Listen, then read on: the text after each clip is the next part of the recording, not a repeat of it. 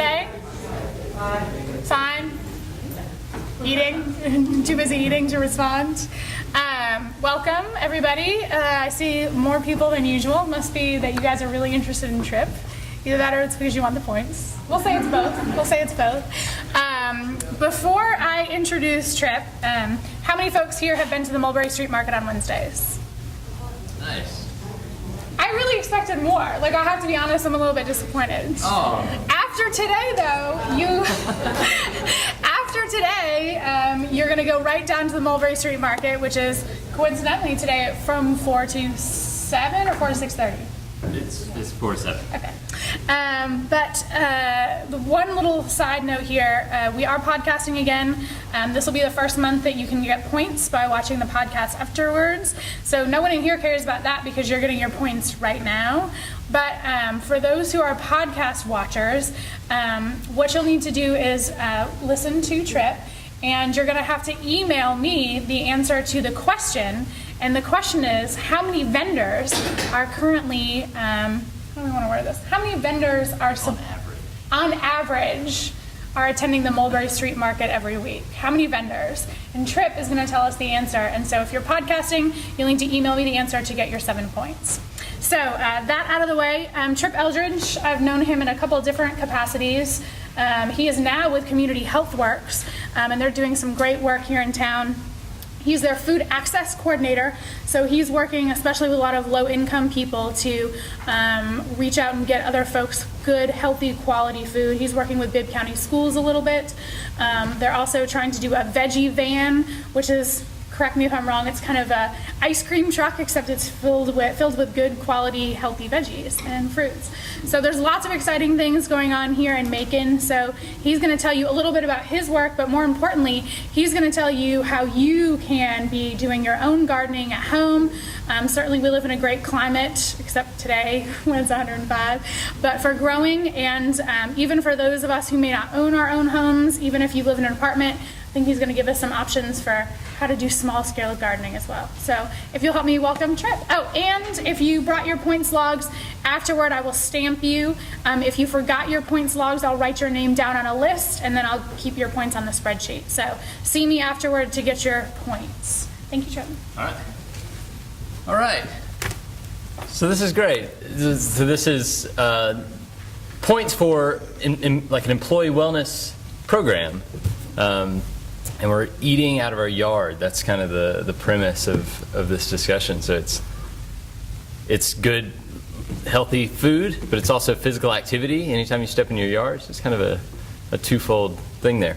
So let me tell you a little bit about who the heck I am, and I'll wait and tell you the average number of market vendors towards the end, so you don't just walk away. Those of you who are podcasting. Okay, so my name's Trip Eldridge. Like Rachel said, I'm the food access coordinator with Community Health Works, and Community Health Works is based out of Macon. We've got, depending upon the program that we're looking at, it's between 7 and 25 counties around Middle Georgia. That's our footprint. So if you've read or heard anything about the Central Georgia Stroke Coalition or Cancer Coalition, they play a big role in that.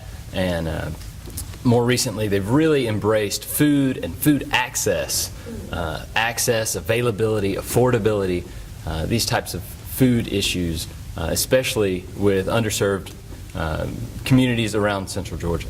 So I'm really excited to be a part of that outreach effort. And we talk about local food and we talk about supporting our local farmers, but unfortunately, this food movement, has been this niche market for kind of the more affluent parts of our country, and it shouldn't be that way. Food and growing local food it's nothing new. It's something we've always done as part of whatever civilization or society we were in at the time. So a lot of this is reaching back and embracing old traditions in a new way, in a fun way, and sometimes in a really uber cool way. So that's what we'll kind of talk about today. My background with agriculture, so I graduated from University of Georgia, but in sociology, and nothing horticulture, nothing like that. I did volunteer at the botanical gardens, the state botanical gardens, while I was there, and then afterwards I did Peace Corps in Tanzania, did an ag extension work in Tanzania, came back. I've worked on farms in Pennsylvania and Athens, and have tried to do a small farm here in Macon, and constantly my hands are in the dirt somehow. Have you guys been across the street to Centenary's Bells Hill Community Garden, or at least seen it? We've got a nice new fence up. Raise your hand if you've at least seen the fence, right? If you want a tour, Craig Byron back there, he'll take you on a tour after lunch today on your way to the Wednesday Mulberry Street Market. Come Saturday morning, you can pull weeds. Yeah, there's plenty of weeds. Even more recently, there was a new community garden put up downtown Macon. Has anybody seen that one? With Mulberry United Methodist. They own the lot right behind the old Cheerio liquor store. They bought that Cheerio liquor store. And they've had it for a while, but they got a grant, and they were able to put in these amazing raised beds, similar to what's going on at Bells Hill. But just the history of that spot, it used to be a liquor store right downtown, and now it's just overwhelmed with, fresh produce. And they've got a really cool model where they've partnered members of that church community with members in need from the community, because they do a lot of outreach with the homeless population and things like that. So they've always been feeding the hungry, but now it's that teach a man to fish versus give a man a fish type of thing. Not to be gender specific, but that's just how they say it. So anyway, really cool stuff going on around downtown Macon. Pleasant Hill Community Garden's another good one, just right across 75. So these are great examples while you're in downtown Macon. If you're interested in gardens that have more appeal than your own private yard, if you want to branch out and have that community space, because that's what's so fun about gardening. When we talk about old traditions, if you have children and then you bring your grandparents or great-grandparents that may have this knowledge, and then there's that intergenerational exchange there. That's really, really fun to watch. I've had the opportunity when I was in grad school at Georgia Southern. I worked at the Georgia Southern Botanical Garden, and we tried to facilitate that exchange as much as possible there. So anyway, I've got a couple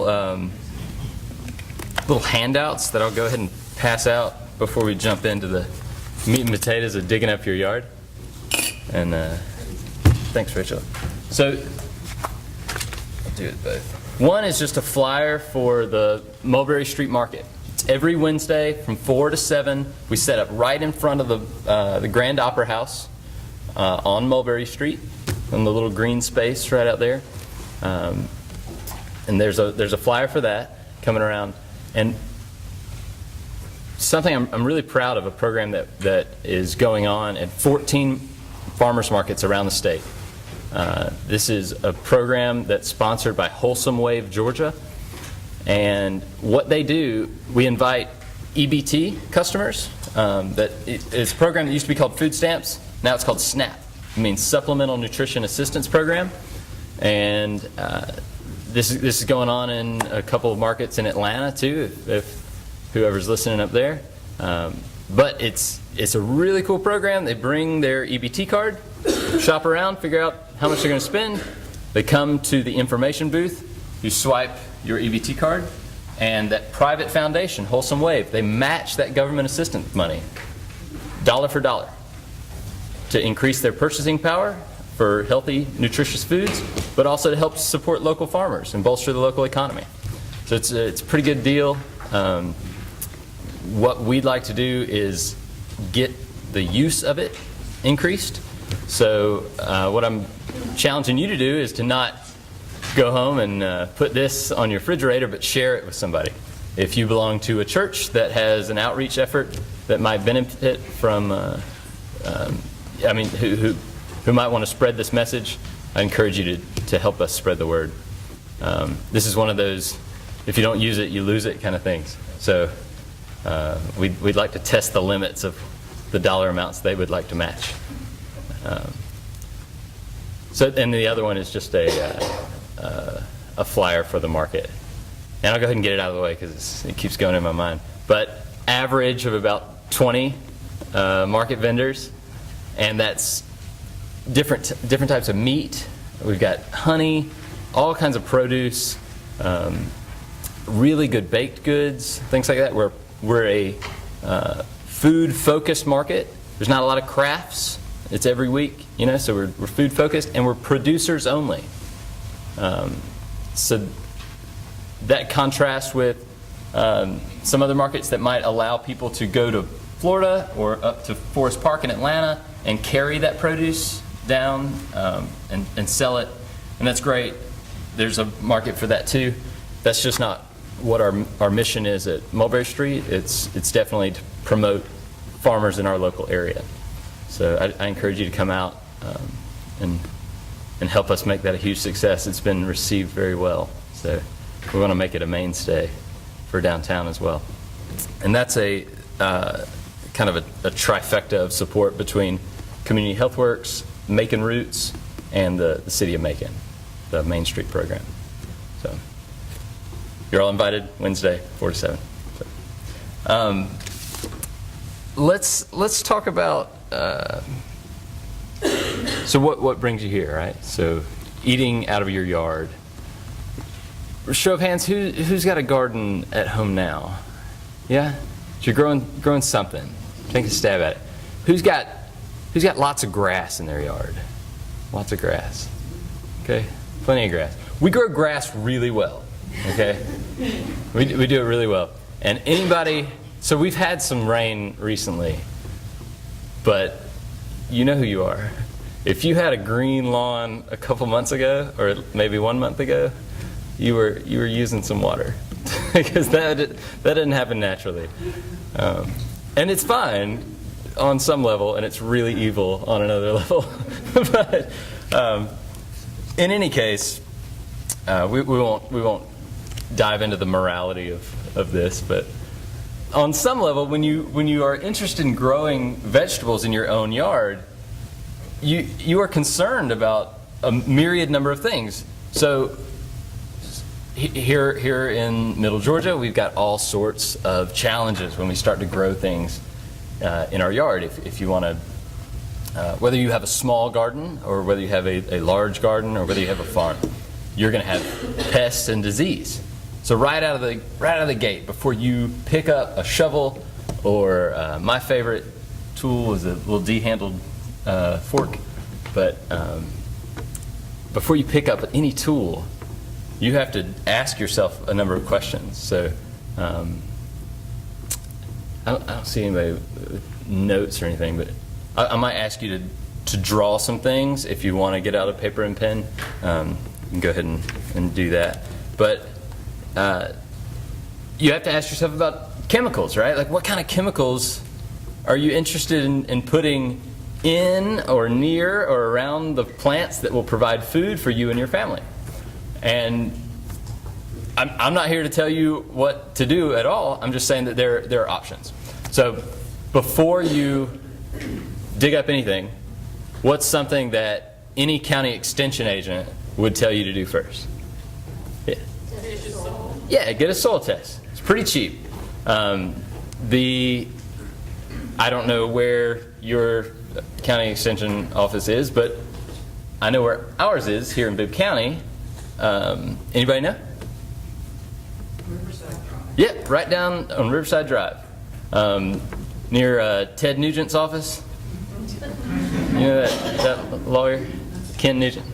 Anyway, he's right there, and so is the county extension office. You can go in there and get a little paper bag, and they'll have you check off like what you want to grow. So if you have a lot of pecan trees in your yard, then you can check that off, and it'll give you a soil sample test based on the intent of what you're trying to do in that space. So if it's produce and vegetables, and you'll just mark that. And it'll give you your NPK, right? Your nitrogen, phosphorus, potassium. And it'll tell you their recommendations on what you can add into your soil just on those 3 nutrients really to make your bountiful harvest happen. What I also encourage you to get, if you go onto the, if you go to Google and type in UGA space CAES and publications, you can get so much information about any fruit or vegetable you would ever want to grow in your yard. And it's free. It's just a downloaded little PDF document. And one of those translates the soil recommendations, the nutrient recommendations, into organic amendments. And I highly recommend that. And then Carson Denson or any of your other feed and seed stores, you bring that sheet to them, and they've told me they can get anything that someone would recommend for you. So if anybody listens to the Dirt Doctor and wants to know where to get green sand or something, then talk to your feed and seed store locally, and they can help you out. So that being said, my favorite amendment in soil is something you can make yourself at your home from waste vegetable scraps in your kitchen and lawn clippings and things like that. And of course, I'm talking about compost. Raise your hand if you've talked to Heather Bowman Cutway about compost ever. A few hands. She teaches a really cool class, and she got some funding through College Hill, I believe, to the Knight Foundation to do these classes. And she'll actually, she was able to give away a few of these composting little container units and things like that. But we have a perfect climate for making compost. And compost is not rocket science. Even though, Heather Bowman Cutway is a scientist and she does it, you don't have to be to do it. And there are probably scientists in this room that I'm talking to. But anyway, it's super easy, and our climate lends itself to making compost pretty quickly. And it's something that nature does, obviously, all on its own, very well. We're just kind of speeding up the process. Year after year, all these leaves from the trees fall every autumn, and somehow magically they're not there the next year. And it's not because somebody's raking them all up. We have, fungi, bacteria, and insects that do a really good job of all this stuff. And they produce soil. That's where all our soil comes from. So that's the big deal when we're talking about gardening in your yard, and why I don't use a lot of harsh chemicals or any, is because that's mainly what you need to focus on. It's not the plants that go into your garden, it's the soil, right? So whether you're growing marigolds or tomatoes, you're really like farming little micro livestock, all those crazy critters that are in a handful of soil. You have millions of different beings in there that make life in your soil. So that's the main important component of gardening, is keeping all of that alive. So if you sprayed a bunch of things that you can't pronounce into your soil, it usually has an inverse relationship with the health of the plants that you would like to grow, really. So we talked about composting. So this is what anybody who has a sheet out, you can write down. These are my 2 go-to books. One is Roselyn Chrissy's edible landscaping book. This is a Bible this is from the 80s. It's an old Sierra Club book, but she still has an amazing home garden.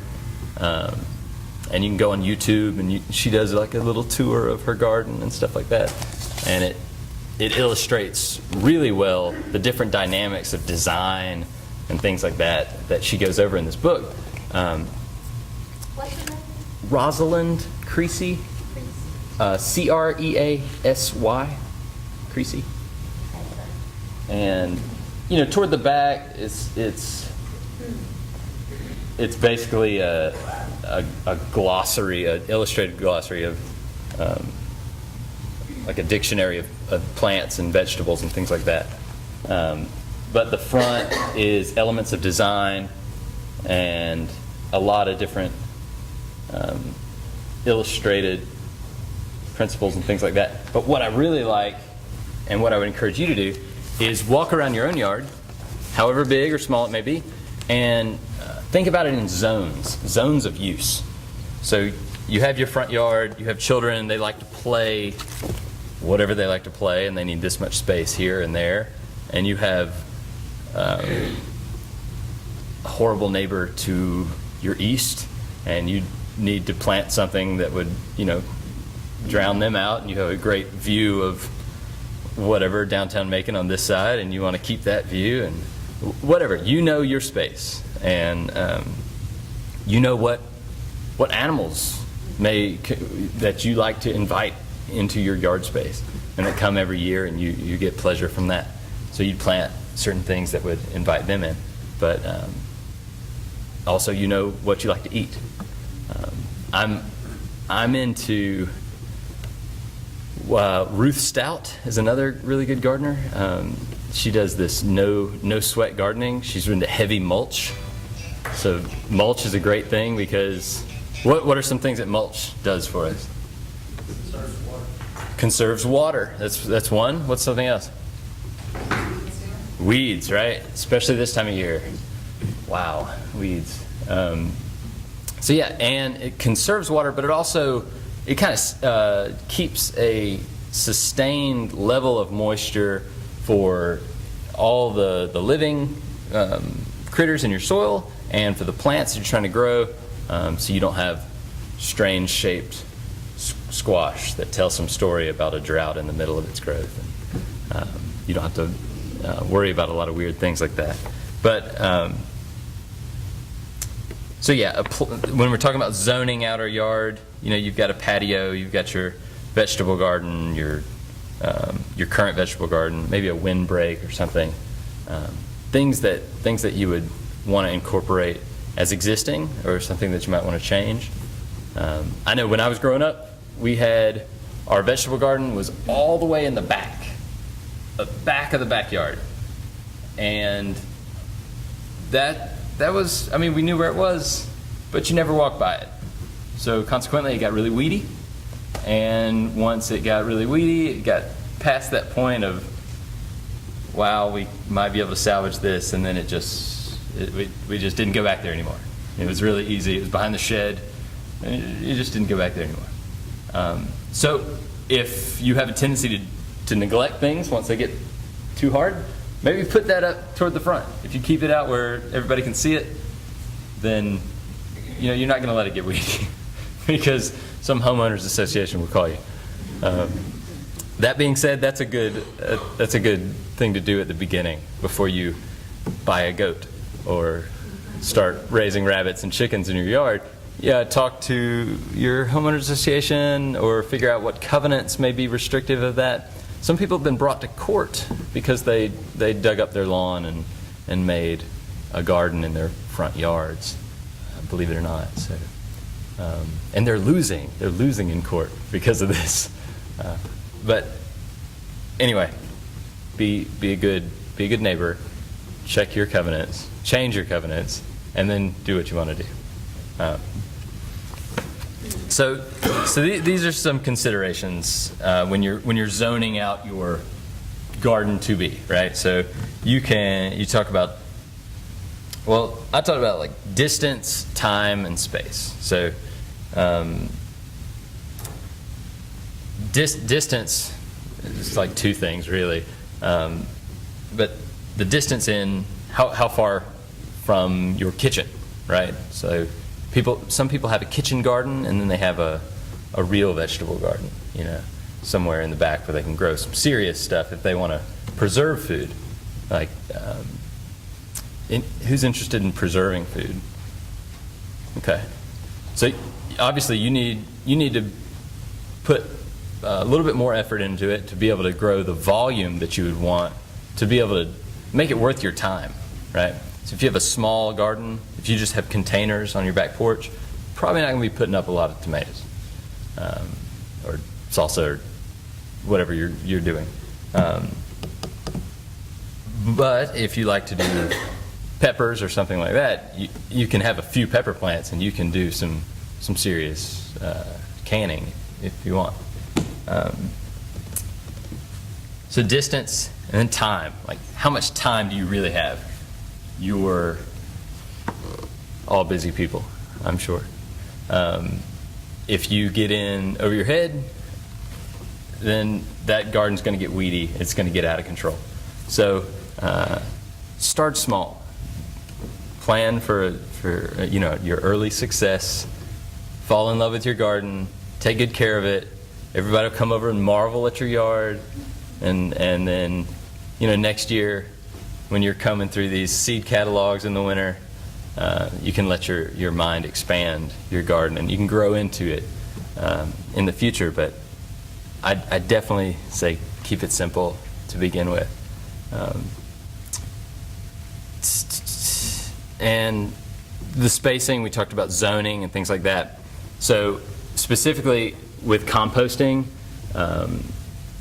there's certain things that jump to people's mind when they talk about composting, and it's like the smell. They might be worried about attracting rodents or their neighbors' cats or dogs digging through. And that's really a function of how you've designed the space where you'll be composting. That's a whole another thing, and I would encourage you to look into that, because until you complete that cycle of eating from your own garden and returning the scraps of what you're cooking to the earth and building your own soil, that's not a closed loop system until you do it. If you've got this awesome, what do they call those things where you push the button and it eats the food? A disposal of food. Why do I want to say food processor? It's like a food processor that feeds to the sewer. Yeah, a disposal. Okay. Yeah, it sounds so benign.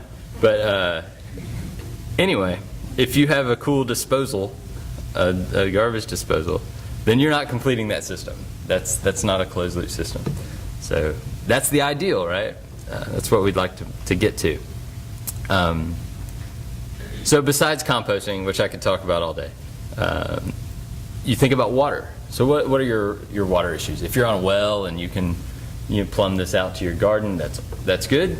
If you've got this cool rainwater harvesting system off of your house that you can then just gravity feed and drip to your garden, then kudos to you. That's great. I think a lot of us would be on the city system, and then you got to think about cost. What are the costs associated with that, and how I don't know. That's up to you. But water's an issue, like getting water to your garden and placement of it and site selection, things like that. And of course, site selection with regard to shade and all of these things. That's also a function of what plants you want to grow, and you can create cool little microclimates based on the other plants you grow in the garden. I used to do a children's vegetable garden in Statesboro, where it's even hotter and definitely sandier than it is here. And we would often do like a bean trellis or something like that, or tomato plants, and be able to have a late harvest of like some romaine lettuce, which is a little more heat tolerant, right around that. And it just created a shade, had a shade structure there. But even bigger than that, you can think about your home too as this big thermal mass. So when we talk about energy conservation, things like that, you want to think about having whatever you can plant around maybe your heating and air unit, or on the southern face of your house, something that in the winter will allow the sun to shine through on your house, but in the summer we want that shaded, so we're not. I mean, I love Georgia Power as much as everybody else, but I don't feel like I owe them money. So whatever you can do to offset those costs would be great. And it'd be cool if that plant also served a function of helping to feed your family. So that's what's cool about this book by Roselyn Chrissy. She definitely addresses all of those types of issues. And the plant selection, go on that UGA site, and they've got tons of information about the best plants that can grow in our region. And this book is for California or Florida too. I mean, this has all kinds of tropical plants in it, but I don't know, enough to make your mouth water. But it'd be a tough sell here. Another one that I really like is John Jevons, and he does his method is grow biointensive. Has anybody ever double dug a garden bed? Double digging? We've done some of this at the Bells Hill Community Garden, but if you live in town, there's some other stuff that's not going to come up immediately on your soil test, right? So over in the Bells Hill Garden, we have raised beds. Downtown at the Mulberry United Methodist Garden down there, they've got raised beds. So downtown Macon, it's an old town. We have lead in our soil, so that's why we raised the bed. Not because it's easier on your back, but because there's poison in the soil, and you have children digging in the soil. For an extra some odd dollars, you can have the UGA lab test for lead in your soil as well. And I'd encourage it if you had any issue about it, if you had any question about it, especially if you have children. Just pay that money, and then you'll have peace of mind, or you'll know you need to take some precaution. So you've noticed that they planted some sunflowers out there. That is trying to mitigate that lead out of the soil. So that's some effort that they're taking, probably over several years, and then we'll keep testing and see how that goes. So we're hoping for better germination on our next round of sunflowers, but that's the intent of that effort anyway. So conservation, we talked about energy conservation, water conservation, also your groupings of plants and things like that. Some like no water, they're very drought tolerant. Some like a lot of water. Some like it to be delivered underneath the mulch through drip tape or a soaker hose or something like that. They don't like to get their leaves wet. And some others really like to get their leaves wet. They like a daily overhead spray. So you get to know your plants and what they like, and as you develop a rotation, which is all talked about in these books and stuff, it's not really amenable to a lunch and learn session, but you get to know your rotation.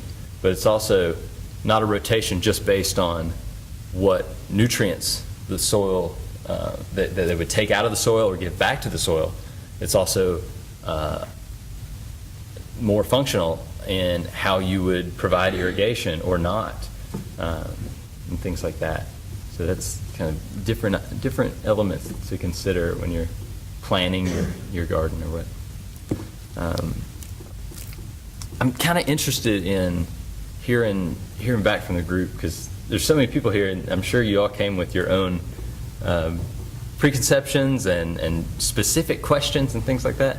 So I'd like to go ahead and kind of open it up, and let's target certain areas for a little while, and then everybody's done with pizza. So yeah, Craig.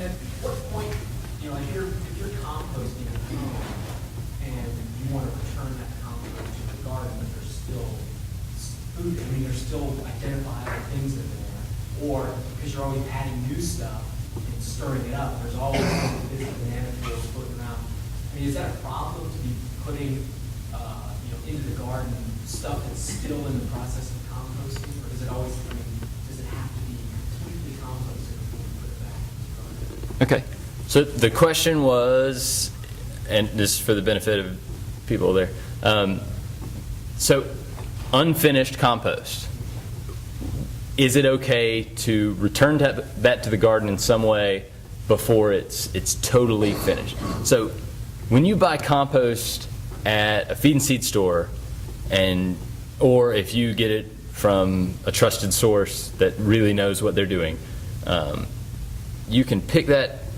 rich, black, dirt-like substance up, and it's like crumbly chocolate cake, but it doesn't smell yet. But it really doesn't smell like anything. It's kind of inert, right? It just smells natural, like earth should smell. And that's good, right? And it's not too hot. You can put a long probe thermometer into a big, big windrow of compost, and it's cooking. It is seriously cooking.